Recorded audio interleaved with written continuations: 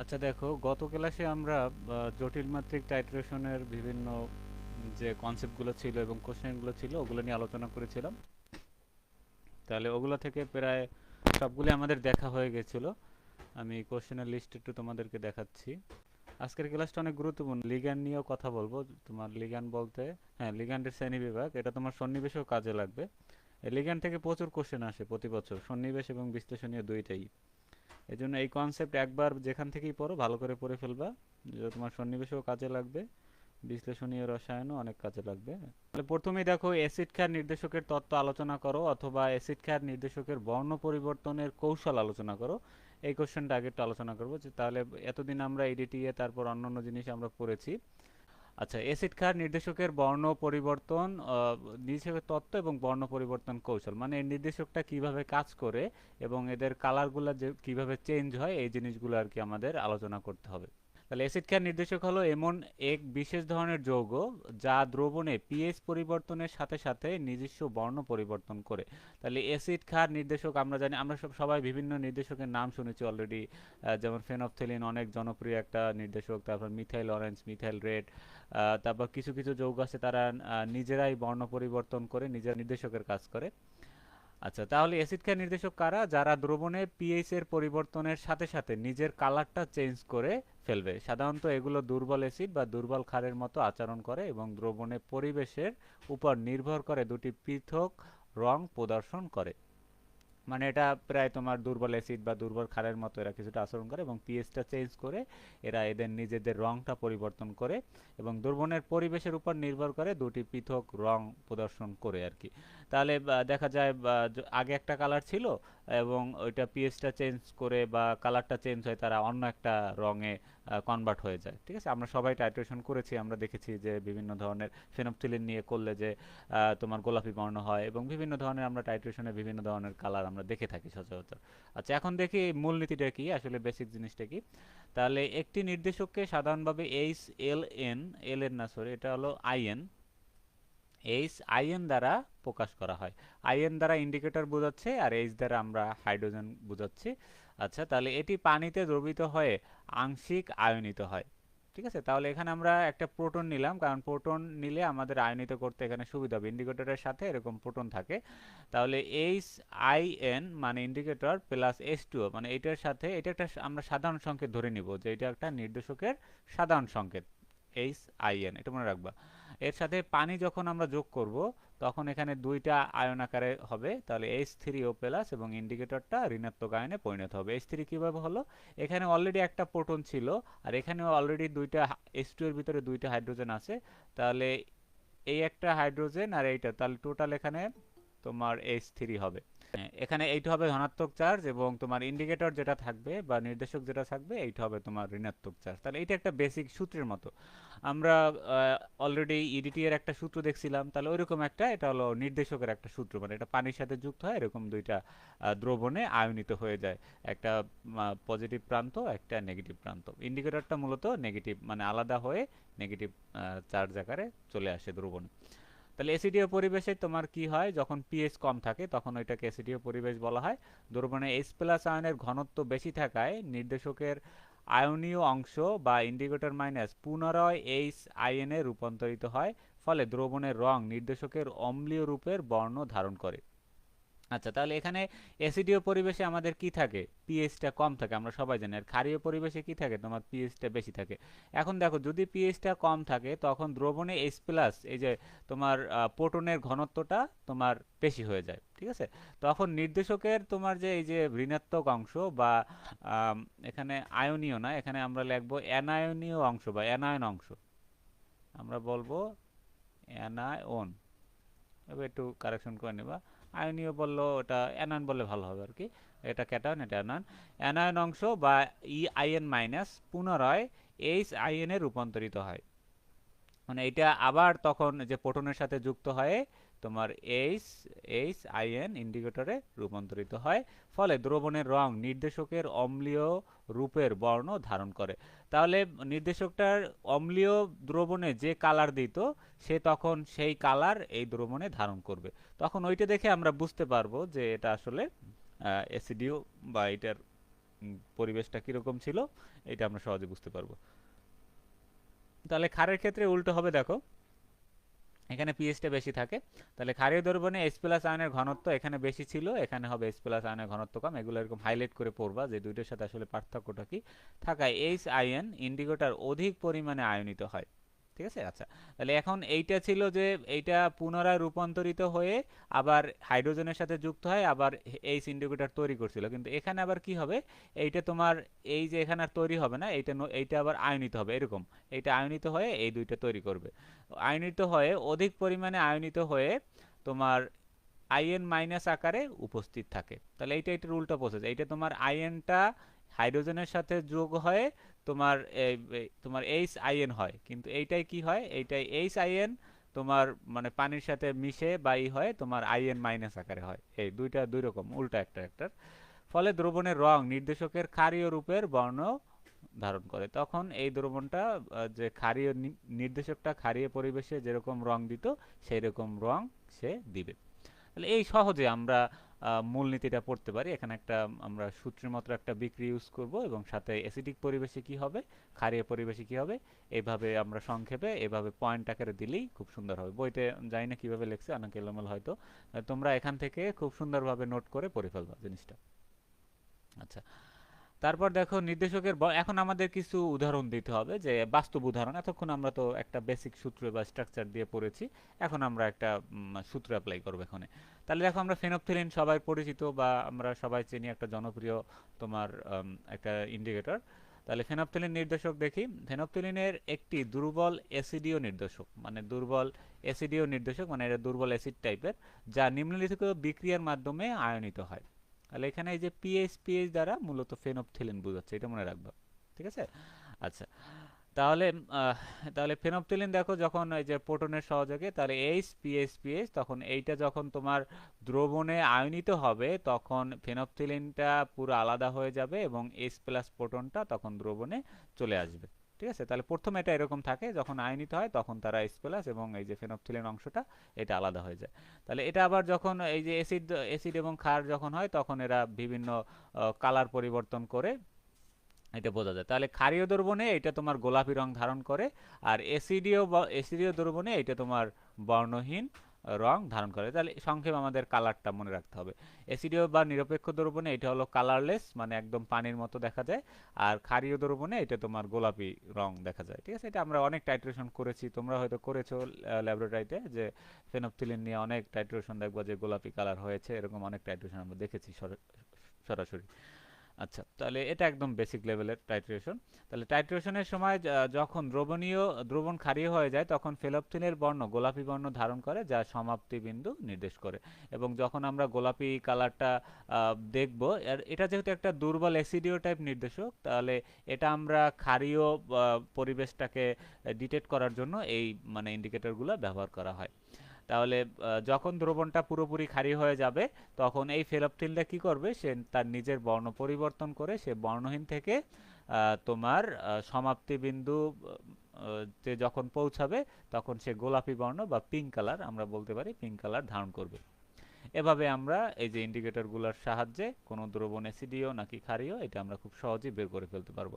দেখবা যে ফেনফথিলিন যখন স্বাভাবিক অবস্থায় থাকে, তোমরা দেখবা যে যে পাত্রে রাখা আছে ইন্ডিকেটরটা নেওয়ার আগে ওইটা কিন্তু কালারলেস থাকে, মানে বর্ণহীন থাকে। এর কারণ ওটা অ্যাসিডীয়, সামান্য অ্যাসিডীয় থাকে বা নিজে সে দুর্বল অ্যাসিডীয় টাইপের, অথবা নিরপেক্ষ না, এটা হলো দুর্বল অ্যাসিড টাইপের। এটা হাতে পড়লে বা পড়লে আমাদের তেমন কোনো ক্ষতি হবে না।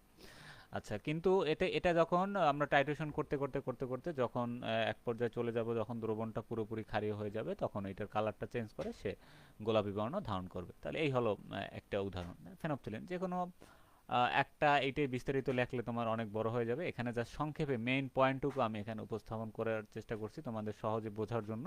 এটাই খাতায় তুমি লিখলে দেখবা যে এটা অনেক সুন্দরভাবে একটা উত্তর হয়ে গেছে। তোমরা এভাবেই নোট করবা, সংক্ষেপে এটুক জানলেই হয়, এর বেশি লাগে না। তারপর যদি পারো আরও একটা এক্সাম্পল দিয়ে দেবা, সবগুলো এক্সাম্পল একই টাইপের। তাহলে আমরা মিথাইল অরেঞ্জ নিয়ে একটা এক্সাম্পল দেখি। তাহলে এটা হলো তোমার এই যে MEOR, মিথাইল অরেঞ্জ, এটা সংক্ষেপে আমরা এভাবে লিখব। তাহলে যখন সে নিরপেক্ষ আকারে থাকে তখন MEOR এরকম থাকে, হাইড্রোজেন প্রোটন থাকে তার সাথে একটা। এটা যখন দ্রবণে চলে আসে তখন সে আয়নিত হয়ে H প্লাসটা আলাদা হয়ে যায় প্রোটনটা, এবং মিথাইল অরেঞ্জটা তোমার নেগেটিভ চার্জ আকারে দ্রবণে অবস্থান করে।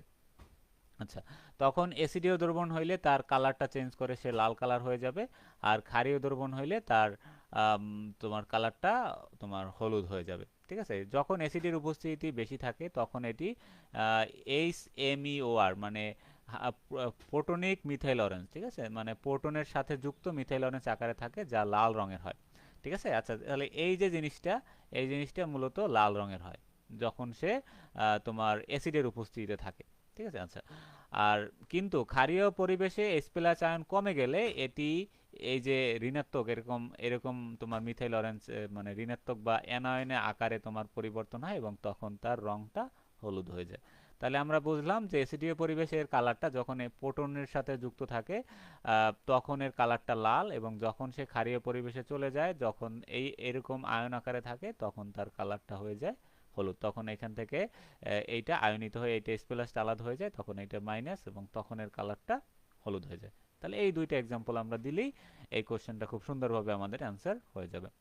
আচ্ছা, তারপর এগুলো আমি একটু পরে পড়াচ্ছি, আগে আমরা বেসিক জিনিসগুলো পড়ে আসি।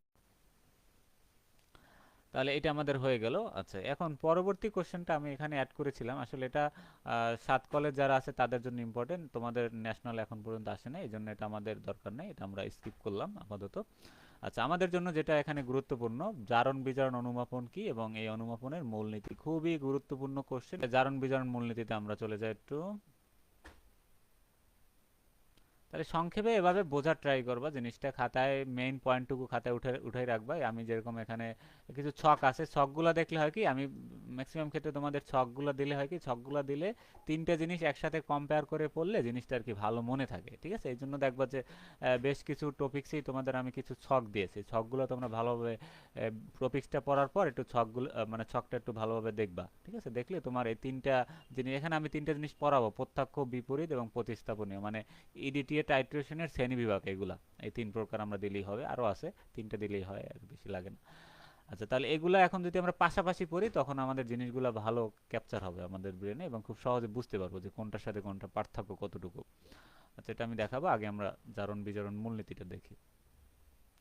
তাহলে কোশ্চেনটা কি ছিল, জারণ বিজারণ অনুমাপন কি এবং এই অনুমাপনের মূলনীতি আলোচনা করো, যেটা খুবই খুবই গুরুত্বপূর্ণ। এটা পরীক্ষায় দেখবা যে আসছে বেশ কিছুবার এবং অনেকবারই এসেছে বলা যায়। তাহলে এটা আমাদের একটু সংক্ষেপে মনে রাখতে হবে। তাহলে আমরা এখানে দেখতেই পাচ্ছি যে জারণ বিজারণ কথাটা আছে এখানে, রেডক্স মানে এখানে ইলেকট্রন দান এবং তোমার গ্রহণ, ইলেকট্রন গ্রহণ এবং ত্যাগ, এইটা এইটা তোমার ঘটবে এখানে। তাহলে দেখি আমরা কিভাবে হয় জিনিসটা। তাহলে যে অনুমাপন বা টাইট্রেশনে জারণ বিজারণ বা রেডক্স বিক্রিয়া হয়, যেখানে এক পদার্থ ইলেকট্রন গ্রহণ করে এবং অন্য পদার্থ ইলেকট্রন দান করে, তাকে জারণ বিজারণ অনুমাপন বলে। তাহলে ইলেকট্রন গ্রহণ করলে ওইটাকে বিজারণ বিক্রিয়া, আর ইলেকট্রন দান করলে ওইটাকে বলা হয় জারণ বিক্রিয়া, আমরা জানি। তাহলে এই দুইটা একসাথে হলে তখন আমরা বলবো জারণ বিজারণ বিক্রিয়া। তারপরে এই পদ্ধতিতে জারক দ্রব্য যা অন্যকে জারিত করে এবং বিজারক দ্রব্য যা অন্যকে বিজারিত করে একটি সুনির্দিষ্ট অনুপাতে পরস্পরের সাথে বিক্রিয়া করে, যার মাধ্যমে দ্রবণের অজ্ঞাত ঘনত্ব নির্ণয় করা। অজ্ঞাত ঘনমাত্রা, ঘনত্ব মানে কি, ঘনমাত্রা মানে অজানা ঘনমাত্রা, আমরা এখানে বলতে পারি, তোমরা চাইলে আরেকটু সহজ করে লিখতে পারো যে অজানা ঘনমাত্রা। তাহলে এখানে টাইট্রেশন করে আমরা মূলত একটা অজানা দ্রবণের ঘনমাত্রা আমরা বের করতে পারবো।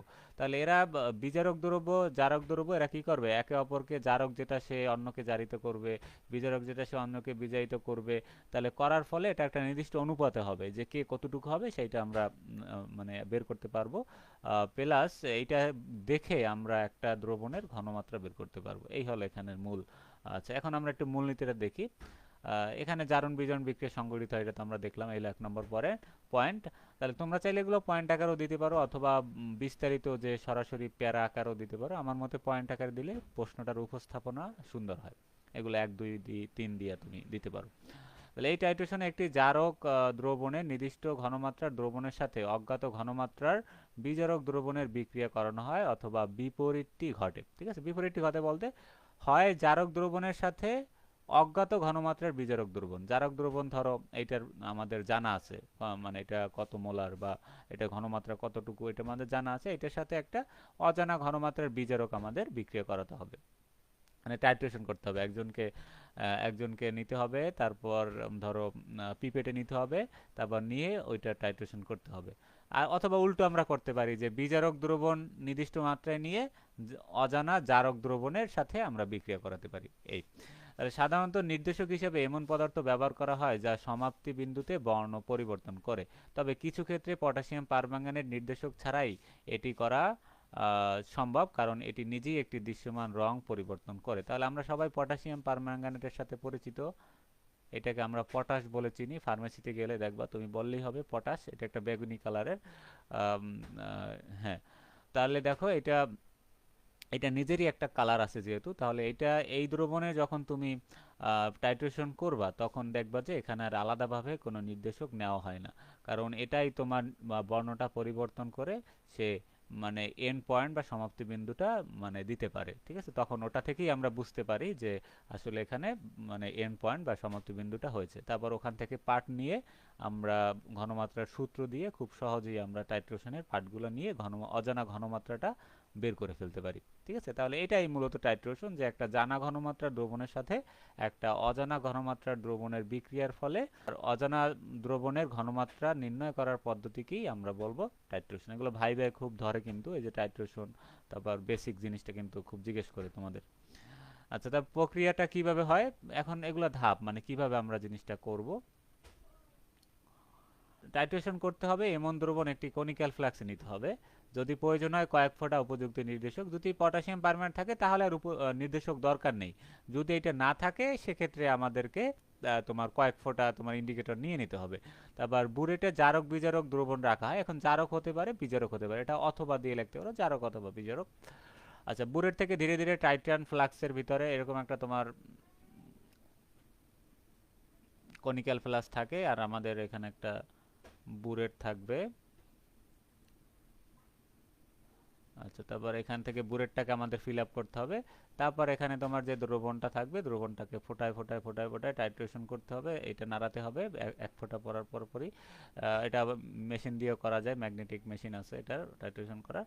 তাহলে করার পরে তাহলে যখন আমরা দেখব যে দ্রবণটার বর্ণটা পরিবর্তন হয়েছে, বা মানে যে নির্দেশক ধরো যদি নির্দেশক নেই তাহলে ওই নির্দেশকটার যে বর্ণ সেইটা এখানে দেখা যাবে, অথবা নির্দেশক না নিলে পটাশিয়াম পারমানেন্ট নিয়ে যদি করো তাহলে দেখবা যে এটা একদম একটা মানে বর্ণহীন কালার দেখা যাবে আর কি। এটা যখনই দিবা আর কি এটা কালারলেস হয়ে যাবে, কিন্তু যখন দেখবে এন্ড পয়েন্ট হবে তখন তার এই আসল বর্ণটা ফিরে আসবে। এভাবে করে আমরা জিনিসটা টাইট্রেশন করতে পারি।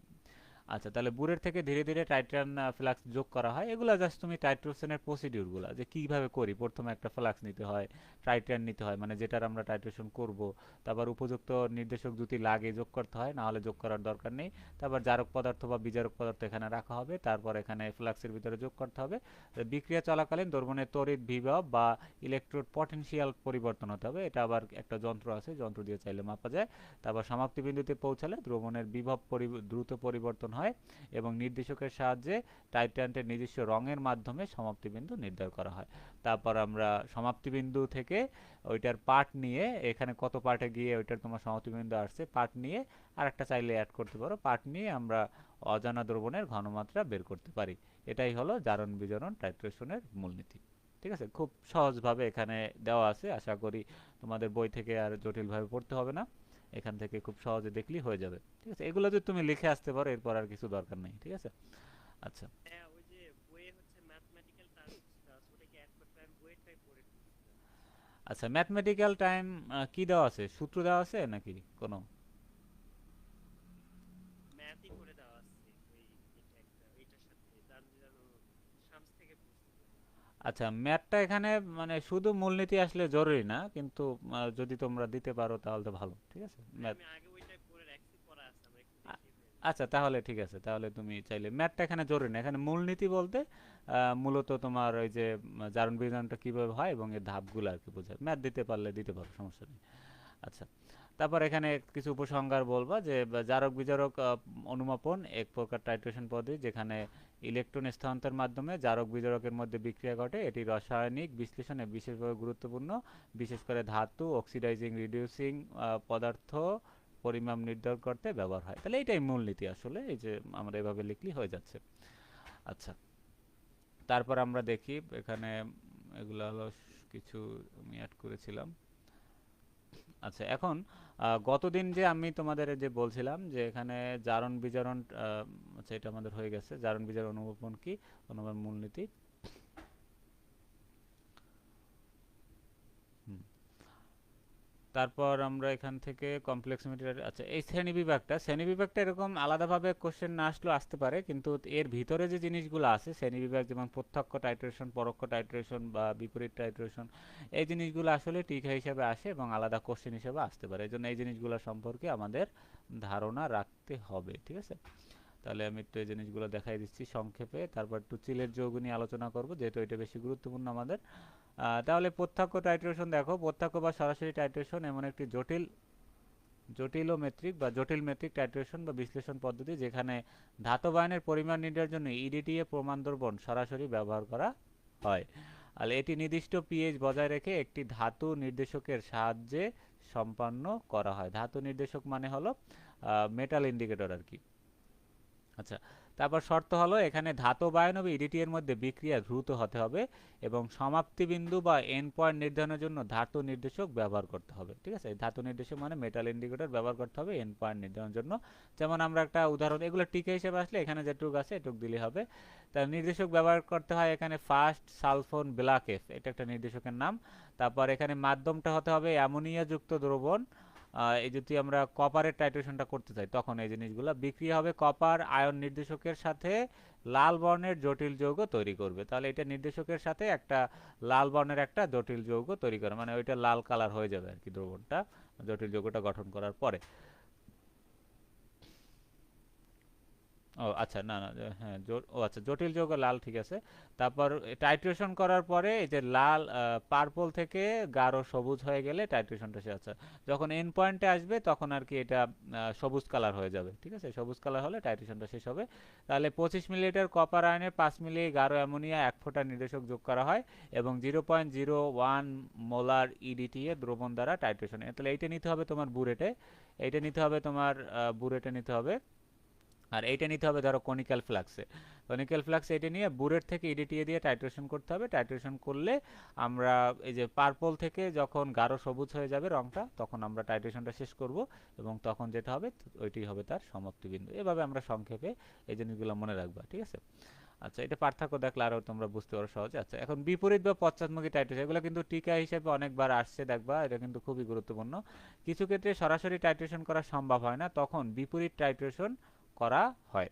এখানে এখানে বিশ্লেষ্য ধাতুর দ্রবণে অতিরিক্ত ইডিটিএ যোগ করা হয় এবং এবার অবশিষ্ট ইডিটিএ কে জিঙ্ক অথবা ম্যাগনেসিয়ামের দ্রবণ দিয়ে টাইট্রেশন করানো হয়। আমরা মাক্সিং এ যেরকম জিনিসটা পড়ছিলাম যে ইডিটিএ এর সাহায্যে জিঙ্ক এবং ম্যাগনেসিয়ামের দ্রবণ দ্বারা তোমার টাইট্রেশন করা, ওখানে এই সেম, এখানে কিছুটা এখানে সেম ক্যাটাগরি হবে। আচ্ছা, তাহলে ইউরেকুলাম ব্ল্যাকটি আমরা দেখছিলাম ওই যে মাক্সিং এর ওইটাই, এখানে জাস্ট এই পদ্ধতিটার নাম হলো বিপরীতমুখী টাইট্রেশন। যদি উপযুক্ত নির্দেশক পাওয়া না যায়, এখন কোনো একটা আমরা করলাম টাইট্রেশন, এটা উপযুক্ত নির্দেশক নয়, সেক্ষেত্রে আমাদের বিপরীত টাইট্রেশন করতে হয় এবং ধাতব আয়ন ইডিটি দিয়ে ধীর গতির হতে হবে এখানে। আবার উপযুক্ত পিএইচ বজায় রাখা সম্ভব না হলে সেক্ষেত্রে আমরা বিপরীত টাইট্রেশন করব। এখন উদাহরণ দেখো, জিঙ্ক এবং ম্যাগনেসিয়াম প্লাস টাইট্রেশন। আচ্ছা, আমরা জানি যে জিঙ্ক এবং ম্যাগনেসিয়াম যখন টাইট্রেশন করা হয় তখন একটাকে মাক্সিং করে তখন আরেকটার পরিমাণ নির্ণয় করা হয়, তখন আরেকটাকে আবার ডিম্যাক্সিং করে তখন যেটার মাক্সিং করা ছিল ওইটাকে ডিম্যাক্সিং করে তখন ওইটার আবার পরিমাণ নির্ণয় করা হয়। এই জন্য অনেকের কনফিউশন হয় যে দুইটা একসাথে কিভাবে টাইট্রেশন করে। আসলে এটা হলো মাক্সিং এবং ডিম্যাক্সিং প্রসেস করে তারপর এটাকে তোমার মানে এটার ঘনমাত্রা বের করা হয়। নির্দেশক এখানে ইরিওক্রোম ব্ল্যাকটি। আর মাধ্যম হবে নির্দিষ্ট পিএইচ বজায় রেখে ধাতব আয়ন সংরক্ষণ করা হয়, ধাতব আয়ন সংরক্ষণ করা হয়। আচ্ছা, এরকম একটা দ্রবণ হতে হবে, দ্রবণ বলতে পারো বা মাধ্যম। প্রক্রিয়াগুলো কি এখানে, জিঙ্ক আয়নযুক্ত দ্রবণে অতিরিক্ত ইডিটিএ যোগ করতে হবে। অতিরিক্ত ইডিটিএর পরিমাণ জিঙ্ক প্লাস দ্রবণের মাধ্যমে নির্ধারণ করা হয় এবং ইডিটি এর ব্যবধান হিসাব করে জিঙ্ক এবং ম্যাগনেসিয়ামের পরিমাণ নির্ণয় করা হয়। তাহলে এরকমভাবে আমাদের ধাপে ধাপে প্রসিডিউরগুলো আমাদের মনে রাখতে হবে। প্রথমে আমাদের জিঙ্ক আয়নযুক্ত দ্রবণে ইডিটি যোগ করতে হবে, তারপর অতিরিক্ত ইডিটি এর পরিমাণ জিঙ্ক 2+ দ্রবণের মাধ্যমে নির্ণয় করা। এখন এখানে যতটুকু অতিরিক্ত ইডিটি আছে সেইটা আবার জিঙ্কের যে দ্রবণ আছে ওইটা দ্বারা আমরা বের করতে পারবো, এবং ইডিটি এর ব্যবধান এখন কোনটায় কতটুকু ব্যবধান এইটা হিসাব করে আমরা জিঙ্ক এবং ম্যাগনেসিয়ামের পরিমাণ নির্ণয়। এখানে আর মাক্সিং দরকার নেই, তুমি চাইলে হিসাবটা দিয়ে দিতে পারো, হিসাবটা দিলে ভালো হবে। যে এখানে m1v1 minus m2v2 into F W M into 100, আর নমুনার পরিমাণ আমরা এখানে মিলিগ্রামে নিব।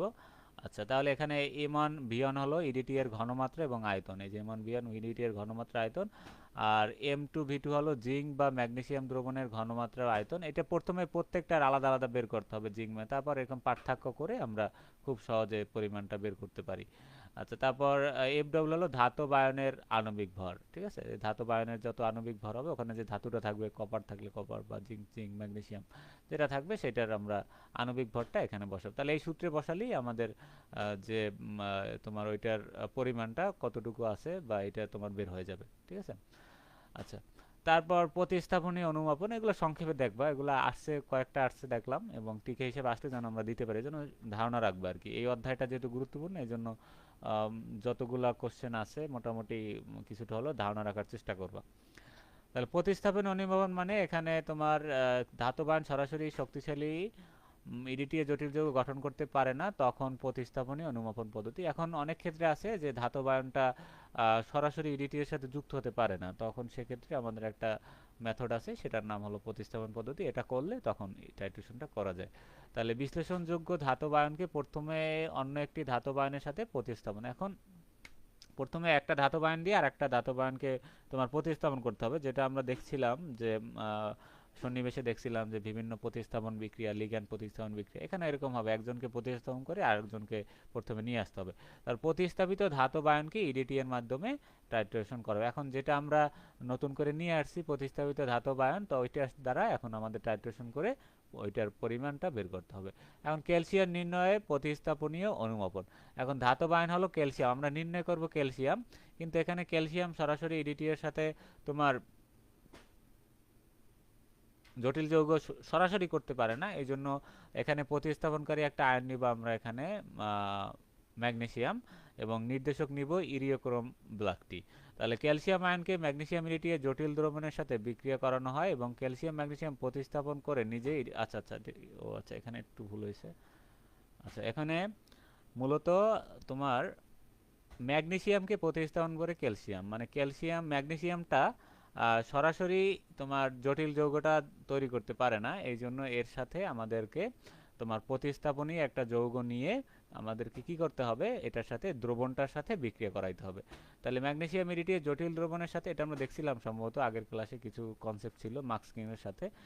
তাহলে ক্যালসিয়াম ম্যাগনেসিয়ামকে প্রতিস্থাপন করে নিজে ইডিটি এর সাথে যুক্ত। এখন এই ম্যাগনেসিয়ামটাকে সরিয়ে দিয়ে ক্যালসিয়ামটা এর সাথে যুক্ত হবে, এবং মুক্ত ম্যাগনেসিয়াম আয়নকে ইউরিক্রোম ব্ল্যাকটির উপস্থিতিতে ইডিটি দ্বারা টাইট্রেশন করা হয়, এবং সমাপ্তি বিন্দুতে লাল থেকে নীল রং পরিবর্তন তোমার হয়। তাহলে এখন যখন ওইটার সাহায্যে যখন এটা মানে ক্যালসিয়াম দ্বারা তোমার যুক্ত হয়ে যাবে, ক্যালসিয়ামের সাথে ইডিটি যুক্ত হয়ে যাবে, তখন তোমার দ্রবণে এইটা তোমার আলাদা হয়ে যাবে, ম্যাগনেসিয়াম আয়নটা আলাদা আকারে থাকবে। আচ্ছা, তখন এইটা যখন আলাদা হয়ে যাবে তখন আমরা এইটার টাইট্রেশন করতে পারবো। ঠিক আছে, টাইট্রেশন করে আমরা কালার চেঞ্জ হলে, নীল কালার হলে, তখন আমরা এটার পরিমাণটা বের করতে পারবো। ঠিক আছে, এভাবে করে আমরা প্রতিস্থাপন করে একটার সাহায্যে একটা তাহলে আমরা বের করতে পারবো। তাহলে প্রথমে ম্যাগনেসিয়াম, পরবর্তীতে আবার যদি দরকার হয় তখন আমরা ওইটাকে ডিমাস্কিং করে তখন আমরা ওইটার পরিমাণটা বের করতে হবে, অথবা এইটা টাইট্রেশন করার পর দ্রবণে যতটুকু থেকে যাবে ক্যালসিয়াম, তাহলে ওইটাই হবে তোমার ক্যালসিয়ামের পরিমাণ। এভাবে করে আমরা একের অধিক যখন ধাতব আয়ন থাকে সেগুলোকে আমরা বের করতে পারবি। ছকটা তোমরা একটু বাসায় দেখবা যে কিভাবে হয় আর কি বিক্রিয়াগুলো, এখানে বিক্রিয়া সহ দেওয়া আছে।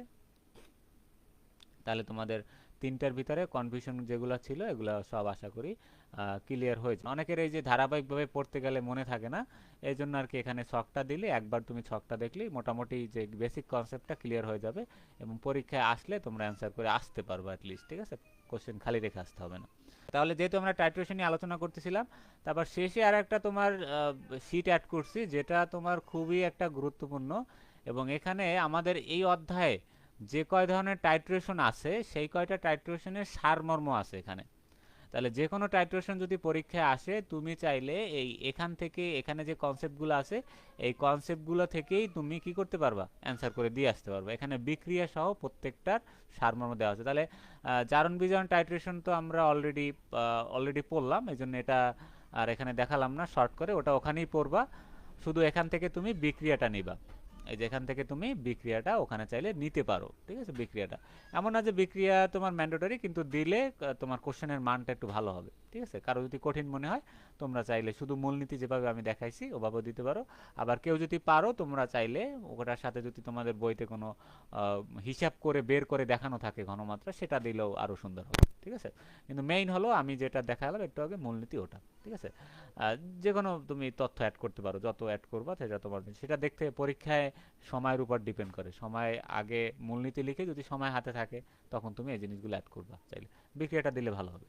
আচ্ছা, তাহলে এখানে কি হয়, যখন আমরা পটাশিয়াম পারম্যানেন্ট থেকে টাইট্রেশন করব তখন দেখো পটাশিয়ামের তার নিজের কালারটাই হলো বেগুনি কালার, এই বেগুনি থেকে এক পর্যায়ে তোমার তার কালারটা চেঞ্জ করে বর্ণহীন হয়ে যাবে।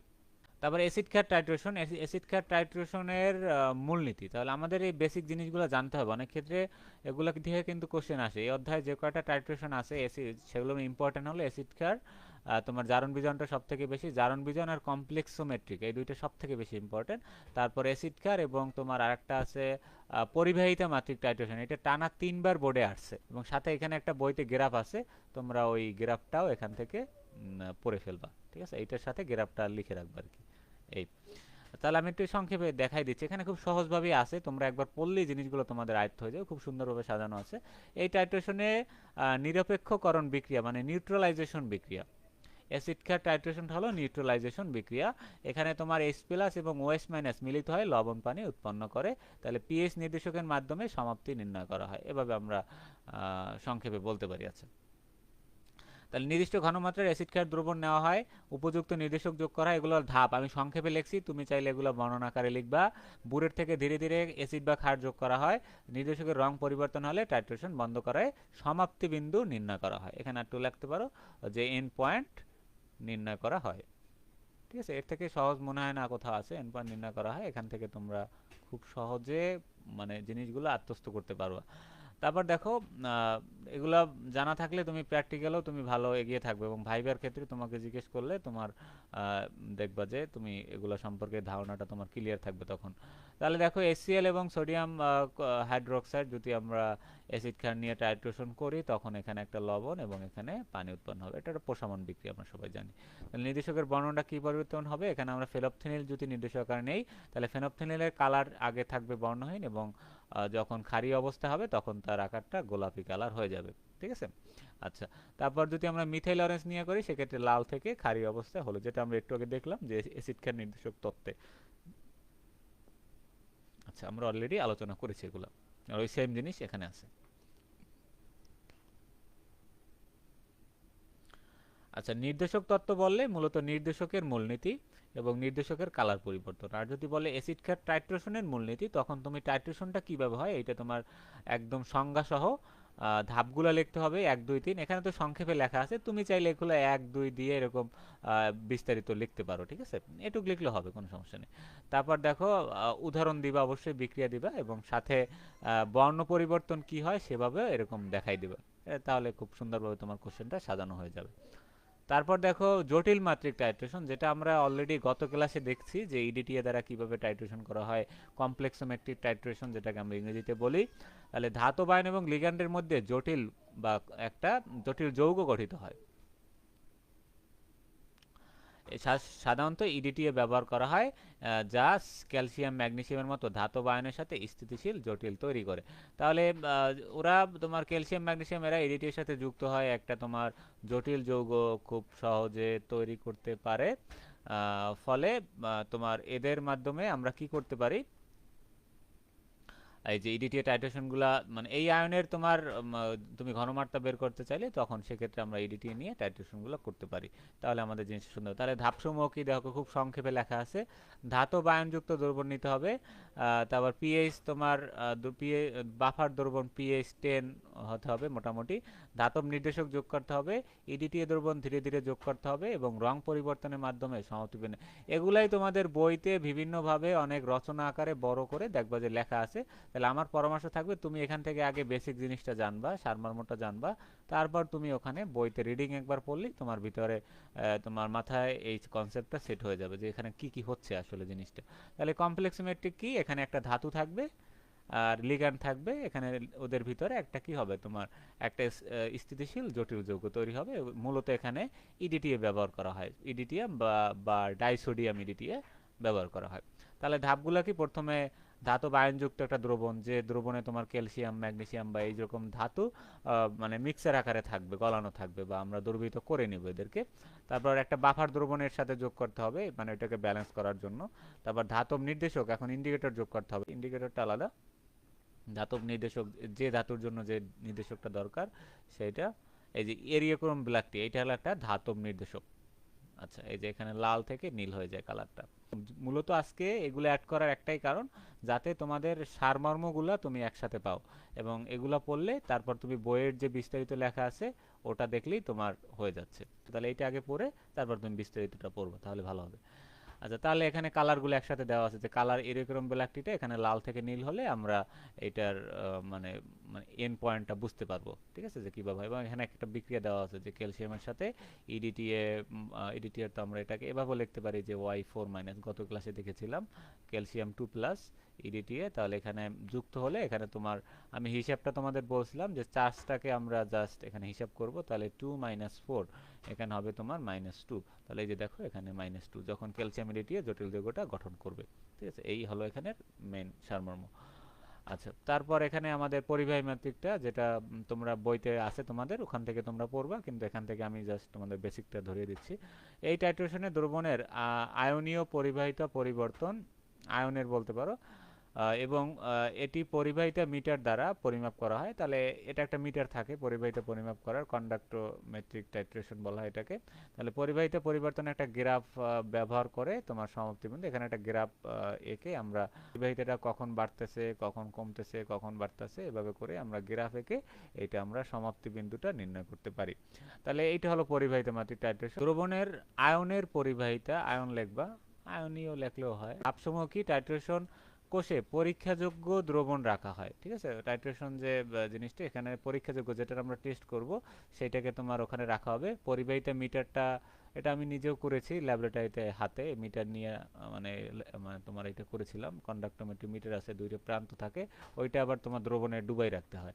ডুবাই রাখার পর মানে ওইটা পার্ট নিতে হয়, ওখানে মিটারে ওঠে যে কখন কতটুকু হচ্ছে, ঠিক আছে, মানে এটার বিভব পার্থক্য বা এটা নিয়ে তারপর আমাদের একটা গ্রাফ ছক করতে হয়, ঠিক আছে। এটা তোমাদের থার্ড ইয়ারে সম্ভবত করাবে যদি আগে করে না থাকো। আচ্ছা, এটা খুব গুরুত্বপূর্ণ একটা টাইট্রেশন।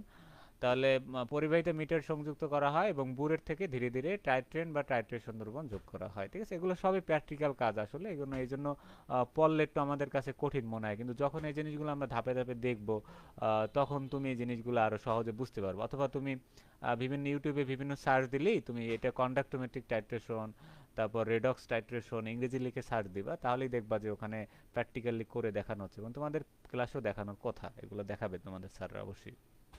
আচ্ছা, পরিবাহিত পরিবর্তন এখানে রেকর্ড করা হয়। এখানে আমাদের এরকম একটা লিস্ট করতে হবে যে কখন কতটুকু তার বিভবটা চেঞ্জ হচ্ছে, ঠিক আছে, মানে কতটুকু দ্রবণ নিয়ে কতটুকু তার বিভব মানে পরিবাহিতাটা হচ্ছে, ঠিক আছে। তারপর এখানে গ্রাফ অঙ্কন করে আমাদের এখানে একটা এন্ড পয়েন্ট নির্ণয় করতে হবে। এটা একটা গ্রাফ আছে, দেখবা এটা বইতে আছে, তোমরা ওখান থেকে এটা দেখে নিবা। যদি পরিবাহী মাত্রিকভাবে করতে চাই তখন তোমার এইভাবে আমরা বের করতে পারি, এই বিক্রিয়াই হয় এখানে।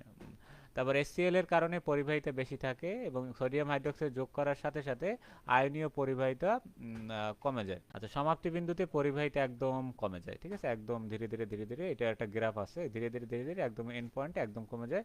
এবং অতিরিক্ত সোডিয়াম হাইড্রোক্সাইড যোগ করলে পরিবাহিতা আবার বাড়তে থাকে, তাহলে একদম কমে গেলে আবার যখন যোগ করো আবার দেখবা যে ধীরে ধীরে বাড়তে থাকবে। এই, তাহলে এরকম প্রসেস, তাহলে এভাবে করে আমরা এরকম এন্ড পয়েন্টটা বের করতে পারবো। যখন একদম তোমার সর্বনিম্ন হয়ে যাবে বা জিরোর কাছাকাছি চলে যাবে তখন আমরা এটাকে এন্ড পয়েন্ট হিসাবে ধরে নিব। এটাই হলো মূলত পরিবাহী মাত্রিক টাইট্রেশন। তাহলে পরীক্ষা আসলে যেন তোমরা অ্যাটলিস্ট এই বেসিক থেকে যেন তোমরা অ্যান্সার করতে পারো, ঠিক আছে, এই জন্য আমি মূলত এই সারমর্মগুলো তোমাদেরকে অ্যাড করে দিয়েছি। অ্যানালিটিক্যাল অনেক সহজ একটা সাবজেক্ট, কিন্তু বইতে উপস্থাপনাগুলো অনেক জটিল, এই জন্য আমাদের জিনিসগুলো একটু কঠিন মনে হয়। এবং উপস্থাপনা যদি সহজ করা যায়, এই জন্যই আমি একটু খুব ট্রাই করতেছি। অলরেডি যতগুলো ক্লাস নিয়েছি দেখছো তোমরা, আমি চেষ্টা করেছি যে যতটা সহজভাবে তোমাদের সামনে এগুলা মানে ব্যাখ্যা করা যায় আর কি। পরিবাহী মাত্রিক টাইট্রেশনটার সাথে তুমি এটা সুবিধাগুলা পড়বা, ঠিক আছে। সুবিধাগুলা কিন্তু পরীক্ষা আলাদাভাবে আসে, এই জন্য এটা তোমার সাজেশনে এরকম, বইতে আমার 3টা ছিল, এই জন্য সাজেশনে দেখলাম 4টা আছে, এই 4টা এখান থেকে পড়বা। এই যে এই 4টা সুবিধা এখান থেকে পড়ে নিবা তোমরা, এগুলো আমি পড়াই দিলাম না, এই সুবিধাগুলো তোমরা পড়ে নিবা, কারণ এই সুবিধা দিয়ে আলাদা কোশ্চেন আসে, যে পরিবাহী মাত্রিক টাইট্রেশনের সুবিধা। আমাদের কোশ্চেনের লিস্টে যে মানে লিগ্যান্ড টাইপের যে কয়টা ছিল, এই যে লিগ্যান্ডের শ্রেণী বিভাগ, ওই যেন আমি সাজাইছিলাম এখানে, এই যে লিগ্যান্ডের শ্রেণী বিভাগ, কিলেট বা চিলেট যৌগ বলতে কি বুঝো, চিলেট প্রভাব এবং এর ব্যবহার, ঠিক আছে, এই 4টা জিনিস।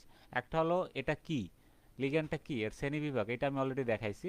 তারপর এই যৌগগুলো বলতে কি বুঝো, বুঝো, আর এই যে বুঝো বললে তখন তুমি এইটা সম্পর্কে একটু বিস্তারিত বলতে হবে যে এটা কিভাবে গঠন হয়, এটার এই স্ট্রাকচারটা আর কি আলোচনা করতে হবে। আমার শিটে আছে, আমি দেখাবো, সন্নিবেশে তোমাদের অলরেডি দেখাইছি।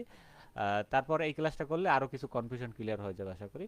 তারপর চিলের প্রভাব কি বর্ণনা করো, প্রভাবটা অনেক গুরুত্বপূর্ণ, সন্নিবেশ এবং তোমার বিশ্লেষণীয় দুইটার জন্যই এই থেকে তুমি কোশ্চেন পাবাই, কিছু না কিছু কনসেপ্ট অবশ্যই পাবা, দুইটা সাবজেক্টেই পাবা, তুমি সন্নিবেশেও পাবা, অ্যানালিটিক্যালও পাবা।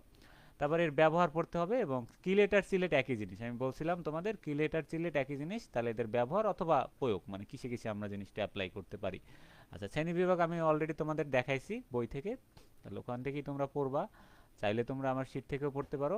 তাহলে চিলের যোগ্য হলো বাইডেন্টেড লিগান বা পলিডেন্টেড লিগান ধাতব আয়নের সাথে আবদ্ধ হয়ে যে জটিল যৌগ গঠন করে তাকে আমরা খুব সহজে চিলের যৌগ বলতে পারি। বাইডেন্টেড পলিডেন্টেড মানে কি, যাদের একের অধিক দাঁত থাকে, দাঁত বলতে আমরা বোঝাচ্ছি যে একের অধিক দাতা পরমাণু থাকে, যেটা আমরা জানি, তাহলে তাদেরকে আমরা চিলের যৌগ বলবো, এবং এরা ধাতুর সাথে যুক্ত হয়ে একটা নতুন একটা জটিল যৌগ তৈরি করে, সেই যৌগটাকে আলাদা একটা নাম বলা হয় চিলের যৌগ।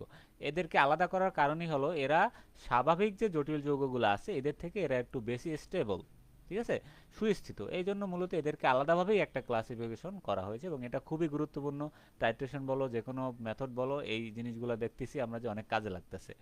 তারপর এখানে একটা এক্সাম্পল দিবা যে চিলের যৌগ কি, চিলের যৌগ বলতে কি বুঝো, যদি এইটা বলে তাহলে তুমি সংজ্ঞা দিবা এবং সাথে একটা এক্সাম্পল চিত্র এঁকে দিবা, তাহলে হয়ে যাবে। তাহলে এখানে দেখো কপার ইডিটি এর একটা স্ট্রাকচার দেওয়া আছে, কপার ইডিটি এর 2+, এটা একটা চিলের যৌগ যা ইথিলিন, ও আচ্ছা ইডিটিএ না সরি, এটা হলো তোমার কপার ইথিলিন ডাইয়ামিন, ইএন লেখা আছে, আচ্ছা ইথিলিন ডাইয়ামিন, যার দুটি অণু CO2 এর সাথে যুক্ত হয়ে গঠিত হয়। তাহলে তুমি আগে চিত্রটা আঁকবা, তারপর ব্যাখ্যা দিবা। ইথিলিন ডাইয়ামিন হলো দুটি প্রসাম্য দাতা গ্রুপ যুক্ত বাইডেন্টেড লিগ্যান্ড বা চিলেটিং গ্রুপ রূপে কাজ করে।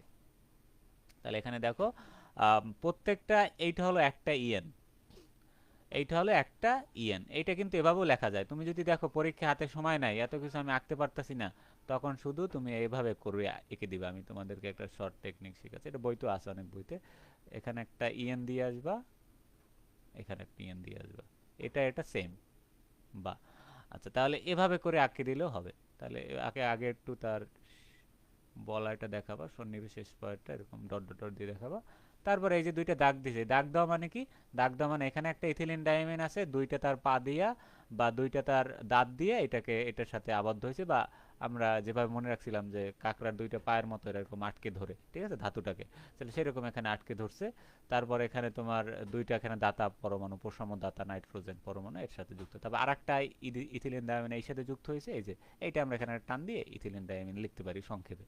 আচ্ছা, যেভাবে তোমার সুবিধা হয়, এইটা দিলে একটু বেশি ভালো হয়। সময় না থাকলে তখন এইটা অ্যাপ্লাই করো, বা মনে না থাকলে। আচ্ছা, মানে তাহলে 4 হাতে 4টা নাইট্রোজেন দিয়ে দিব।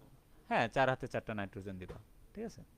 এই আর এভাবে দিলে আচ্ছা। কিছু, এভাবে দিলে কিছু দেওয়ার দরকার নাই, তুমি এরকম টান দিয়ে ইথিলিন ডায়ামিন দিলেই বোঝানো হচ্ছে যে এই সবগুলা ইথিলিন ডায়ামিনের ভিতরে আছে, ঠিক আছে, তখন আর তোমার কিছু দেওয়ার দরকার নেই। আচ্ছা, তাহলে এটা বলবা যে এখানে এভাবে গ্লাইসিনের দুইটি CO2 সাথে যুক্ত হয়। এবার তাহলে আরো এরকম এক্সাম্পল আছে যে গ্লাইসিন যদি নেই, তাহলে গ্লাইসিনও এভাবে যুক্ত হয়ে একটা তোমার জটিল যৌগ বা চিলের যৌগ গঠন করে। তাহলে গ্লাইসিন যা একটি প্রশাম্য দাতা গ্রুপ এবং ও একটি অম্লিক গ্রুপ থাকে, মানে অম্লীয় গ্রুপ থাকে। তাহলে এই গ্লাইসিনের একটা এক্সাম্পল এখানে দিছি। তাহলে এখানে প্রশাম্য দাতা গ্রুপ থাকে এবং একটা অম্লীয় গ্রুপ, এই যে সি ডাবল বন্ড ও, এটা একটা অম্লীয় গ্রুপ, এই যে অক্সিজেন এখানে কার্বনের সাথে যুক্ত আছে। তাহলে এটা থাকে এবং এখানে একটা প্রশাম্য দাতা পরমাণু থাকে, এবং এটাও আমরা সংক্ষেপে এবার লিখতে পারি Cu2+। আগে তুমি সন্নিবেশ স্পটটা দেখাবা ডট ডট ডট দিয়ে, তারপর এখানে Gly, এখানে লিখবা Gly, এটা দিলে হবে, ঠিক আছে। কারো যদি এটা কঠিন মনে হয় তোমরা এটা দিবে। এটা হলো গ্লাইসিন, সংক্ষেপে Gly মানে গ্লাইসিন। তাহলে কপারের সাথে গ্লাইসিনের তোমার কিভাবে যুক্ত হয় EDTA দ্বারা, আর মাঝখানে সন্নিবেশ বন্ধন যেহেতু আমরা তীর চিহ্ন দিয়ে দেখাতে পারি। খুব সহজে এই জিনিসগুলো মনে রাখবা, তো জটিল করার কিছু নাই আমাদের। তাহলে দুইটা এক্সাম্পল দিয়ে দিলে তাহলেই হয়ে গেল। তারপর তুমি চাইলে এর সাথে যদি টিকে হিসেবে আসে, তুমি চাইলে এর সাথে কিছু শর্ত অ্যাড করতে পারো যে এখানে কি কি থাকবে। ধাতব আয়নের সাথে আকার সুবিধাজনক হতে হবে, বিষম চাকরিক লিগ্যান্ড হতে হবে, ঠিক আছে, মানে একদম মানে চক্রটা বিষম চাকরিক হতে হবে, এর বিভিন্ন দিক থেকে অসমান আর কি এটা। আচ্ছা, মানে চক্রের ভিতরে শুধুমাত্র একই পরমাণু না, এর ভিতরে বিভিন্ন ধরনের পরমাণু থাকে। আচ্ছা, তারপর এখানে চিলের চক্র গঠনকারী পরমাণুর সংখ্যা 5 থেকে 6টা, মানে এখানে টোটাল চিলের চক্র গঠন করতে হলে এখানে টোটাল তোমার 5 থেকে 6টা পরমাণু এখানে কানেকশন থাকতে হবে, ঠিক আছে। তাহলে একটা চক্র দেখে 1 2 3 4, এই মাঝখানে একটা আছে পরমাণু কপার, ঠিক আছে, প্রত্যেক এখানে মিনিমাম 5 6টা আর কি থাকে, এরা মিলে আর কি একটা চক্র গঠন করে। তাহলে এগুলো সন্নিবেশেও কাজে লাগবে, এখানেও পড়ে রাখবা। আমি এই এক নোট থেকেই সন্নিবেশ এবং অ্যানালিটিক্যাল দুইটাই আমি অ্যান্সার করেছিলাম, তাহলে তোমাদেরও এই একভাবেই তোমরা পড়বা, এই এক শিট থেকেই দুইটা অ্যান্সার করতে পারবা ইনশাল্লাহ।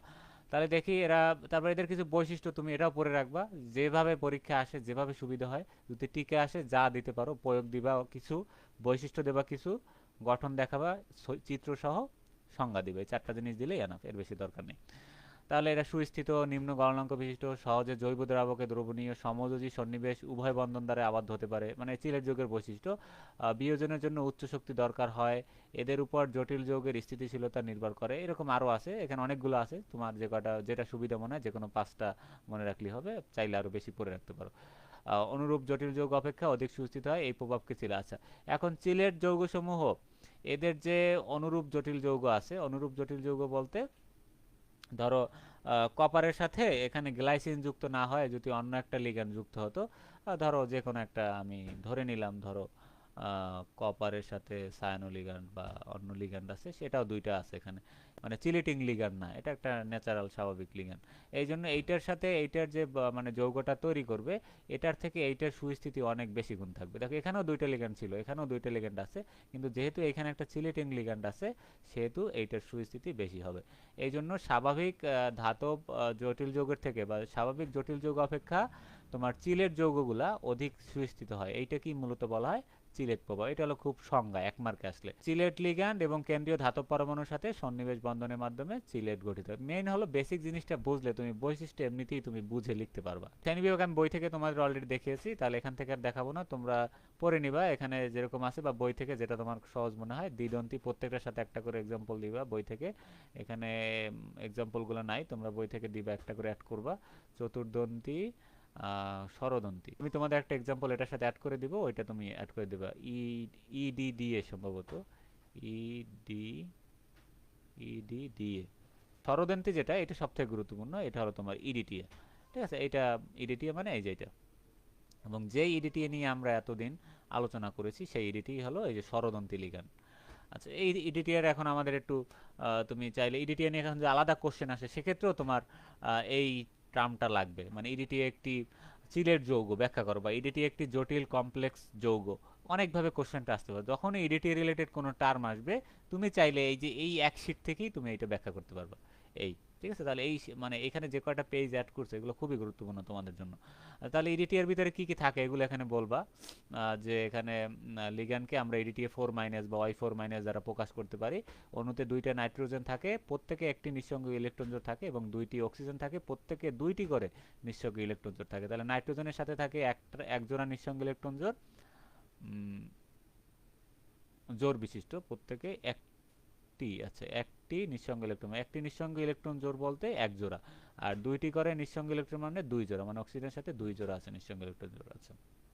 আর এটা যখন ঋণাত্মক চার্জে থাকবে মানে তার সাথে এক্সট্রা আরও এক জোড়া এখানে অ্যাড হবে। এখন এগুলো অনেক সময় অনেকের কনফিউশন লাগে, তোমরা চাইলে এগুলি স্কিপ করবা, এই যে ইলেকট্রন জোড়গুলো স্কিপ করে শুধু তোমরা এখানে মাইনাস চার্জটা দেখাবা, তাহলেই হবে। যেগুলো আমরা বইতে দেখছিলাম, বইতে তারা কিন্তু এগুলো বেশি আলোচনা করে নাই। এগুলো অনেকে আবার ভুল করে, একটা দুইটা ভুল হয়ে গেলে সমস্যা, কিন্তু না দিলে সমস্যা নেই। আচ্ছা, তাহলে ইডিটি এর স্ট্রাকচার এইভাবে হয়, এভাবে হয়। এখন ইডিটি কিভাবে একটা যৌগ গঠন করে সেটাও তোমাকে দেখাতে হবে। তাহলে এইটা হলো একদম সহজ একটা এক্সাম্পল, সব থেকে একটা সহজ, একটা ইডিটিএ কোবাল্টের সাথে কিভাবে যুক্ত হয়। কোবাল্ট এখানে 3+ দিবা না, দেওয়ার দরকার নেই। কোবাল্ট ইডিটিএ তৈরি করে, টিএ মাইনাস যৌগ তৈরি করে। এই তাহলে এইভাবে করে কোবাল্টে দেখো এখানে এক্সাম্পলগুলো আছে। আসলে এটা হলো সবথেকে সহজ পদ্ধতি আকার, ঠিক আছে, এটা হলো সহজ পদ্ধতি। তোমরা এভাবে এটার সাথে এটা, এটার সাথে এটা, এবার অক্সিজেনের সাথে অক্সিজেন, নাইট্রোজেন, অক্সিজেন, নাইট্রোজেন, আবার এই অক্সিজেনের সাথে নাইট্রোজেন, আবার নাইট্রোজেনের সাথে নাইট্রোজেন, নাইট্রোজেনের অক্সিজেন। কিন্তু এই অক্সিজেনের সাথে এই অক্সিজেনের কোনো বন্ধন নাই, বৈদ্যুতিক যদি থাকে তাহলে এটা ভুল আছে, ঠিক আছে। কারণ কি দেখো, কারণ আমি তোমাদের দেখাচ্ছি, মানে এই হলো এটার বাস্তব চিত্র। এটা যেহেতু আমাদের কঠিন, এই জন্য আমরা এটা না আঁকে সংক্ষেপে এটা আঁকবো, ঠিক আছে। তাহলে আমরা এটা কিন্তু বাদ দিব না, এটা আঁকতে হবে আমাদের, খুবই গুরুত্বপূর্ণ। ইডিটিএ রিলেটেড প্রত্যেকটা কোশ্চেন যেভাবেই আসুক, তোমাকে আমি যেভাবে বলছি ওভাবে করে অ্যান্সার করো, যেখানে যেটা চাইবে সেখানে সেটা অ্যাপ্লাই করে দিয়ে আসবা। টিকা চাইলে প্রয়োগ, বৈশিষ্ট্য, সংজ্ঞা, চিত্র, তারপর তুমি চিত্রের একটু গঠনের বর্ণনা। আর চিলের প্রভাব চাইলে আলাদা কোশ্চেন, শ্রেণীবিভাগ চাইলে আলাদা কোশ্চেন। আর ইডিটিএর মানে ইডিটিএ সম্পর্কে কোশ্চেন চাইলে এই যে এখানে যেটা সাজানো আছে সেইটা দিবা, এই যে এর গঠন বর্ণনা, তারপর এখানে চিত্র, যে ধাতুর সাথে কিভাবে যুক্ত হয়, শেষে একটু চাইলে তুমি বর্ণনা দিবা যে কোবাল্টের সাথে ইডিটিএ যুক্ত হয় এভাবে যৌগ গঠন করে। এখানে দেখো কিভাবে অ্যাড হচ্ছে। তাহলে এই চিত্রটা তোমরা ভালো করে দেখবা, এইটা তো আমরা পরীক্ষায় লিখবো, কিন্তু বোঝার জন্য আমরা একটু এইটা অ্যাপ্লাই করবো, দেখবো আমরা কিভাবে ইডিটিএগুলো এখানে মূলত এটা উপরে নিচেও যুক্ত হয়, ঠিক আছে। এই যে দেখো এগুলো উপরে, এইটা হলো নিচে, এইটা হলো তার এক পাশে, এটা হলো আর এক পাশে, এটা হলো অন্য সাইডে, এটা হলো এই সাইডে, ঠিক আছে। তাহলে এভাবে করে দেখো, তাহলে এই অক্সিজেনের ভিতরে কিন্তু কোনো মানে লিগ্যান্ডের কোনো কিন্তু মানে দাঁত নাই দেখো, বা লিগ্যান্ড এখানে কোনো অ্যাট্রাকশন নাই, বা এখানে কিন্তু কোনো, এই জন্য ওই একটা অক্সিজেন কিন্তু খালি। আর বাকি যেগুলো আছে দেখো, এই অক্সিজেনের সাথে নাইট্রোজেন, নাইট্রোজেনের সাথে নাইট্রোজেন, নাইট্রোজেনের সাথে অক্সিজেন, তারপর এই অক্সিজেনের সাথে আবার অক্সিজেন, আবার এই অক্সিজেনের সাথে আবার আমরা, অথবা এই যে নাইট্রোজেনের সাথে তোমার এই অক্সিজেন, ঠিক আছে। এইটাই ওখানে আর কি তারা দেখাইছে। তারপর এই এটার সাথে আবার কি আছে, তারপর এই nitrogen nitrogen, nitrogen oxygen, oxygen oxygen, oxygen nitrogen, nitrogen oxygen, আবার অক্সিজেন অক্সিজেন, এভাবে দেখাতে পারি। কিন্তু এই অক্সিজেনের সাথে তার কোনো বন্ডিং নাই। এভাবে করেই এইটা আর কি তারা সহজে তৈরি করছে। এই দেখো এইটাই এখানে সহজে লিখছে, এত কিছু না লিখে ওখানে সহজে লিখছে। তোমরা এটা বুঝলে ইডিটিএর সংকেত দেখলেই তুমি এগুলো জিনিসগুলো মিলাতে পারবে। যে ইডিটিএর সংকেত দেখো, আমরা এক প্রান্ত সি ডাবলও লিখছিলাম, সেই সি ডাবলও প্রান্ত এখানে, আর এক প্রান্তে আমরা এই যে সোডিয়ামের নাইট্রোজেনের সাথে CH3, এই যে সেই প্রান্ত এখানে। আচ্ছা, এটা পুরোটাই একটা ইডিটি, আচ্ছা ঠিক আছে, এটা দুইটা না, এটা হলো পুরোটা মিলেই একটা ইডিটি এখানে। কারণ এখানে পুরোটাই তোমার 6টা দাঁত আছে, মানে 6টা দাতা গ্রুপ আছে, 6টা দাতা গ্রুপের সাথে সে তোমার ধাতুর সাথে যুক্ত। দেখো এই যে ধাতু, তাহলে দেখো এই একটা দাতা গ্রুপ, এই একটা দাতা গ্রুপ, এই একটা দাতা গ্রুপ, কয়টা হলো 3টা, এই একটা অক্সিজেন দাতা গ্রুপ 4টা, এই একটা অক্সিজেন দাতা গ্রুপ 5টা, এই একটা নাইট্রোজেন হলো কয়টা 6টা। তাহলে এই যে এখানে টোটাল 6টা দাতা গ্রুপ, এটা কিন্তু বুঝতে হবে আমাদের। আর বাকি যেগুলো আছে তারা নিজেদের ভিতরে নিজেদের বন্ধন, ঠিক আছে। এই তাহলে 6টা দাতা গ্রুপের মাধ্যমে একটা ইডিটিএ তোমার কমপ্লেক্স গঠন করে, মানে ধাতুর সাথে যুক্ত হয়। পরে যে দেখো structure of cobalt EDTA minus, ঠিক আছে, এটা হলো এইভাবে দিবা ইডিটিএ, অথবা দাগ দিয়ে দিলে হয় মাইনাস। এই তোমরা এটা দিবা এক্সামের খাতায়। আর এইটা কিভাবে আসলো সেইটা বুঝতে হইলে এই চিত্র দেখবা, তাহলেই হবে। এই আর কিছুই না। আচ্ছা, আর এইটা হলো ইডিটিএ যুক্ত হয় ধাতুর সাথে যে যৌগ গঠন করে সেই যৌগটার চিত্র। ঠিক আছে, এখানে বা না এবং দিবা। ঠিক আছে, এই সিলেট প্রভাবটা আমরা একটু দেখি। তাহলে সিলেট প্রভাব তো যেটা আমরা বললাম ওই জিনিসটাই। এখানে মূলত কি হয়, একদন্তী লিগ্যান্ড দ্বারা গঠিত জটিল যৌগ অপেক্ষা চিলেটিং লিগ্যান্ড গ্রুপ দ্বারা গঠিত জটিল বেশি মানে সুস্থিত হয়। একেই তোমার চিলেটিং লিগ্যান্ড দ্বারা চিলেট যৌগের অধিক সুস্থিতি প্রদানের এই ঘটনাকে তোমার চিলেট প্রভাব। এখানে খুব সহজভাবে লেখা আছে। তাহলে দেখো, পলিডেন্টেড বা বহুদন্তী লিগ্যান্ড জটিল আয়ন বা যৌগের স্থায়িত্ব বাড়াতে সাহায্য করে। পলিডেন্টেড মানে তোমার বহুদন্তী মানে পলিডেন্টেড, এটা কোনটা পাঁচটা? আচ্ছা, পলিডেন্টেড তো বহুডেন্টেড। আচ্ছা, মানে একাধিক যাদের তোমার দাতা গ্রুপ আছে তাদের কি আমরা পলিডেন্টেড বলি। তারা জটিল যৌগের স্টেবিলিটি বা স্থায়িত্ব বাড়াতে সাহায্য করে। বিশেষ করে চিলের যৌগ গঠনের মাধ্যমে উক্ত স্থায়িত্ব উল্লেখযোগ্যভাবে বেড়ে যায়। এরূপ লিগ্যান্ড জটিল যৌগের কেন্দ্রীয় ধাতব আয়নের সঙ্গে একের বেশি সন্নিবেশ বন্ধন, যেটা আমরা এইমাত্র দেখলাম যে একের বেশি তারা মানে টোটাল ছয়টা দিক থেকে তারা তার ধাতুর সাথে যুক্ত হয়, একজন মিলে, একজনই আর কি ছয়টা দিকে থেকে যুক্ত হয়। একের বেশি সন্নিবেশ বন্ধনে যুক্ত হয়। সন্নিবেশ স্তরটি সাধারণত 5 বা 6টি পরমাণুর সমবৃত্তাকার পরমাণু শৃঙ্খলের সৃষ্টি করে। ওই যে চারদিক থেকে 6টা দাতা পরমাণু বা 5টা দাতা পরমাণু এসে ধাতুর সাথে কি হয়ে যায়, যুক্ত হয়ে যায়। তাহলে টোটাল 5 বা 6টা পরমাণুর একটা তোমার এরকম বলয় সৃষ্টি হয়ে যায় এবং এটাকেই বলা হয় সুস্থিত চিলের যৌগ গঠন করে। তাহলে বহুদন্তী বা চিলের লিগ্যান্ড দ্বারা চিলের যৌগের অধিক সুস্থিতি প্রদানের এই ঘটনাটাই হলো চিলের প্রভাব। খুব সুন্দরভাবে এটা বলে তারপর তুমি এই যে উপরে আমরা যে চিত্র দিয়ে এক্সাম্পল দেখাইছি এই চিত্র দিয়ে এক্সাম্পল দিয়ে আসবা। এই যে এক্সাম্পল, ঠিক আছে, এক্সাম্পল দিবা। এই তারপর এখানে কিছু বিক্রিয়া আছে যে কোবাল্ট হেক্সামিনের সাথে অ্যামোনিয়ার বিক্রিয়ায় উৎপন্ন যৌগ অপেক্ষা ইথিলিন ডায়ামিনের সাথে বিক্রিয়ায় চিলের যৌগ অধিক সুস্থিত হয়। তাহলে দেখো এখানে এই যে দেখো পানি, তাহলে পানিটা এখানে একটা তোমার নিরপেক্ষ লিগ্যান্ড আমরা জানি। এইটা যখন ধাতুর সাথে যুক্ত হয় তখন এইটার যে সুস্থিতি থাকে তার থেকে যদি এখানে কোবাল্টের সাথে যদি ইথিলিন ডায়ামিন যুক্ত হয় সেটার অনেক বেশি তার সুস্থিতি ওইটার থেকে বেশি থাকে। জিনিস কিন্তু এখানে এটা ছিল কয়টা, 6টা ছিল। আর ইথিলিন ডায়ামিন তো আমরা জানি এখানে 3টা নিলেই হয়ে যাচ্ছে। 3টা নিলে সে বাকি জায়গাগুলো সেই তার যেহেতু দুইটা দুইটা দাঁত আছে, দুই দিক থেকে ধরে ওখানে একটা জটিল যৌগ গঠন করতে পারবে। তাহলে দেখো এই যৌগের থেকে যদি আমরা অ্যামোনিয়ার সাথে বিক্রিয়া করাই তাহলে এখানে এই এটার সাথে যে যৌগ গঠন করবে, তাহলে এর থেকে চিলেটের সাথে যদি আমরা বিক্রিয়া করাই যে যৌগ উৎপন্ন হবে সেইটা তোমার বেশি সুস্থিত হবে।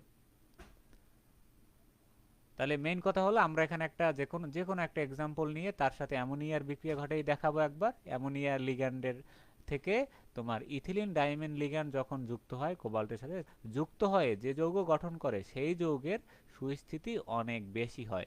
তাহলে একেই বলা হয় তোমার চিলেট প্রভাব। কারণ দুইজনকেই আমরা কি করছি দেখো, এই দুইটা যৌগ সেম ছিল, এখানে দুইটা যৌগই সেম ছিল, কিন্তু একজনের সাথে আমরা অ্যামোনিয়া যোগ করছি, একজনের সাথে ইথিলিন যোগ। তারপর শেষে দেখলাম যে এইটা থেকে প্রাপ্ত যে যৌগটা সেইটার সুস্থিতি অনেক বেশি। তাহলে এই জন্য এই সুস্থিতি বেশি হওয়ার যে ঘটনাটা, কারণ এখানে চিলেটিং লিগ্যান্ড আছে এই যে ইথিলিন ডায়ামিন, এই জন্য এই ঘটনাটাকেই বলা হয় তোমার চিলেট প্রভাব। ঠিক আছে, তাহলে আশা করি বুঝতে পারছো। কারো কোনো সমস্যা আছে তাহলে আমাকে এখনই বলতে পারো। তারপর চিলেট যৌগের প্রয়োগ, এই প্রয়োগগুলো তোমরা পড়ে ফেলবা বই থেকে। পানির ক্ষরতা দূরকরণে, তেজস্ক্রিয় ধাতু অপসারণে, এরকম মেইন পয়েন্টগুলো দাগিয়ে পড়ে ফেলবা। চিলেটের মাত্রিক অদক্ষেপণের মাধ্যমে কোনো যৌগের ধাতু সমূহের পরিমাপ, যেগুলো আমরা দেখছিলাম যে জটিল মাত্রিক টাইট্রেশনের মাধ্যমে এই যে ইডিটিএ দেওয়া চিলেট যৌগ দ্বারা আমরা ধাতুর পরিমাণ নির্ণয় করতে পারি। আঙ্গিক বিশ্লেষণে চিলেটের প্রয়োগ রয়েছে। তারপর জৈবিক সিস্টেমে উদ্ভিদের ক্লোরোপ্লাস্ট সঞ্চিত সবুজ রঞ্জক পদার্থ বা ক্লোরোফিলের সালোক সংশ্লেষণকারী রঞ্জক পদার্থের মধ্যে অন্যতম। এটা একটা চিলেটিং যৌগ। ক্লোরোফিল অণু হলো দেখো ম্যাগনেসিয়ামের চিলেট যৌগ, যা উদ্ভিদের সালোক সংশ্লেষণ সম্পন্ন করে। তাহলে এটা পড়ে ফেলো। এই শীটটা কিন্তু খুবই গুরুত্বপূর্ণ, আমি বলতেছি। এটা থেকে কিন্তু অনেক কোশ্চেন অ্যান্সার করা যায়। তোমাদের জাস্ট কোশ্চেনের ধরন বুঝে যেখানে যেটুকু চাইছে অ্যাপ্লাই করে দিয়ে আসবে। এই তাহলে জটিল গঠন ধ্রুবক এখন আমরা অলরেডি এগুলো জানি। তোমরা বিগত ক্লাসে যারা ছিলে তোমরা দেখেছো যে এখানে একটা আমরা সূত্রের মতো আমরা একটা জিনিস পড়েছিলাম বা স্ট্রাকচার আমরা যা বলি, যে এখানে একটা ধাতু থাকবে, এখানে একটা ইডিটিএ থাকবে লিগ্যান্ড, এবং এটার মাধ্যমে একটা তোমার জটিল কমপ্লেক্স তৈরি করবে। ঠিক আছে, এই কমপ্লেক্সটা আর চার্জ হবে তোমার n-4 প্লাস, এখানে আমরা প্লাস দিয়ে প্রকাশ করব সচরাচর। এখানে প্লাস মাইনাস দুইটাই হতে পারে। ঠিক আছে, এখন বইতে যেহেতু আমরা বলেছিলাম যে প্লাস দিয়ে সচরাচর প্রকাশ করে, এই জন্য আমরা প্লাস দিব, কোনো সমস্যা নেই। তাহলে মেটাল এখানে নিব n প্লাস ধরলাম এর চার্জ, এবং সাথে একটা EDTA y4 এটার সাথে বিক্রিয়া করালে হবে কি তোমার my তোমার n-4, মানে এটা থেকে এটা বিয়োগ হবে যেহেতু এটা চার্জ মাইনাস আর এখানে বাইরে একটা প্লাস দিয়ে আসবে। তাহলে ভরক্রিয়া সূত্র অনুযায়ী আমরা এই উৎপাদের ঘনমাত্রা ইনটু তোমার কি বিক্রিয়কের ঘনমাত্রা, এই যে উৎপাদের ঘনমাত্রা ইনটু বিক্রিয়কের ঘনমাত্রার গুণফল। এই তাহলে এখানে জটিল আয়নের ঘনমাত্রা এটা, আর এটা হলো ধাতুর ঘনমাত্রা, এটা হলো লিগ্যান্ডের ঘনমাত্রা। তাহলে কি হলো বিক্রিয়ার সাম্য দুর্ভোগ, এগুলো তোমরা জানো, এটাই বলা হয় জটিল আয়নের স্থায়িত্ব দুর্ভোগ। তাহলে এইটা হলো তোমার স্থায়িত্ব দুর্ভোগ জটিল আয়নের, ঠিক আছে। এই যে তাহলে এটা অন্যভাবে প্রকাশ করতে পারো, কেএক্স অনেক বইতে অনেকভাবে প্রকাশ করা আছে। তাহলে এই টিকে আসলে তোমরা এখান থেকে এই এটুকু দিলে হবে, অথবা আলাদা কোশ্চেন আসলে এখান থেকে এটুকু। তাহলে এখন আমরা এক্সাম্পল দেখব বাস্তব। তাহলে বলা যায় কে এর মান বৃদ্ধির সাথে সাথে সংশ্লিষ্ট জটিল যৌগের আয়নের স্থায়িত্ব বৃদ্ধি পায়, মানে সাম্য দুর্ভোগ যত বাড়বে এই জটিল যৌগের স্টেবিলিটি বা স্থায়িত্ব তত বাড়বে। যে জটিল যৌগের স্থিতি দুর্ভোগের মান যত বেশি সেটা তত বেশি সুস্থিত হবে। তাহলে এখানে একটা আমরা কপার দিয়ে একটা এক্সাম্পল দেখাই। এই এক্সাম্পল আমরা একটু আগে চিত্র দেখে আসছি যে কিভাবে কপারের সাথে EDTA যুক্ত হয়, সেই বিক্রিয়া আবার এখানে দিছে কপার 2 প্লাস EDTA 4 ঠিক আছে, অথবা y4 দিতে EDTA দেখো, এটা লিখলে ভালো হবে। তাহলে 2 প্লাস চার্জগুলো আমরা হিসাব করছিলাম কিভাবে, 2 এখানে -4 প্লাস 2 -4, তার মানে এখানে কত থাকে -2 থাকে, সেই -2ই হবে চার্জ, ঠিক আছে। আচ্ছা ঠিক আছে, তাহলে আশা করি বুঝতে পারছো। এখন পরে দেখো লিথিয়াম এর সাথে পদের ঘনমাত্রা আর বিক্রিয়কের ঘনমাত্রার এখানে দুইটা গুণ আকারে দেখাবা, এটা ভুল আছে, এখানে দুইটা গুণ আকারে দেখাবা, থার্ড ব্র্যাকেট দিয়ে দুইটা গুণ আকারে দেখাবা, ঠিক আছে। আচ্ছা তারপরে একইভাবে লিথিয়াম তোমার EDTA মানগুলো আমাদের একটু লাগবে, দুইটা মান মনে রাখবা, 6.3 × 10⁻18, কারণ মান দুইটা দিলে তুমি এটার পার্থক্যটা বোঝাতে পারবা যে যে সুস্থিতি বেশি কখন হচ্ছে। তাহলে অতএব জটিল আয়নের তুলনায় এত জটিল আয়নের তাপগতীয় সুস্থিতিশীলতা বেশি, কারণ এই যে কে এর মান থেকে আমরা বুঝতে পারছি কে এর মান বাড়লে সেটার তোমার সুস্থিতি বেশি হয়। এখানে কে এর মান আছে 9, এখানে আছে তোমার 6.3। মান দেখানো লাগবে জরুরি না, তুমি এমনিতে বলে দিলেও হবে, কিন্তু মান দিলে জিনিসটা একটু আরো সুন্দর হবে, যে মান দিয়ে দেখাই দিতে পারলে। এটা আপাতত মুখস্থ রাখো, যদি মনে না থাকে তাহলে শুধু এই সূত্র দুইটা দেখাই দিবা তাহলেই হবে, ঠিক আছে। এই তাহলে এটা ঘনমাত্রা, এই যে ঘনমাত্রাগুলো ক্যালকুলেশন করে তারপরে ধ্রুবকের মানটা বের করছে। তারপর লিথিয়ামের সাথে দেখো EDTA 4 তাহলে চার্জের হিসাবটা আবার আমি বলতেছি, লিথিয়াম এখানে আছে +1 আর এইটা আছে -4, তাহলে আমরা এভাবে লিখবো +1 -4, তাহলে কত থাকে -3 থাকে। জাস্ট আমরা স্বাভাবিক বীজগণিতিক বিয়োগ করলেই এখানে চার্জটা আমরা পেয়ে যাবো, এই যে তাহলে 3- লিথিয়াম EDTA 3-। তাহলে এটাও তুমি এভাবে লিখবা যে উৎপাদের ঘনমাত্রা ভাগ বিক্রিয়কের ঘনমাত্রার গুণফল। এই বিক্রিয়ক তো দুইজন এখানে, তাহলে ঘনমাত্রা এখানে মাঝখানে গুণ চিহ্ন দিয়ে এটা লিখে দেবা। তারপর এখানে বলে দিবা, মান দিলে আর কি বলাটা সহজ হয় আমাদের, মানটা দেখালে যে এটা 9, এটা 6.3, যেহেতু এটার বেশি তার মানে আমরা বলতে পারি যে এইটার থেকে লিথিয়াম EDTA আয়নের স্থিতিশীলতা বেশি। এখানে একটু সংশোধন করে নিবা অবশ্যই, এখানে তুমি এটা আলাদাভাবে লিখবা। এখানে তুমি এখানে নিচে কপার 2 প্লাস এইটার ঘনমাত্রা ইনটু EDTA 4- এই, আর উপরে তো কপার EDTA আলাদাভাবে ছিল, EDTA তোমার 2- এই, এভাবে করে ঘনমাত্রাটা লিখে দেবার। তাহলে কি বলা হয় জটিল গঠন ধ্রুবক। ঠিক আছে, সবাই ভালো থাকো, আজকে এই পর্যন্তই, আল্লাহ হাফেজ।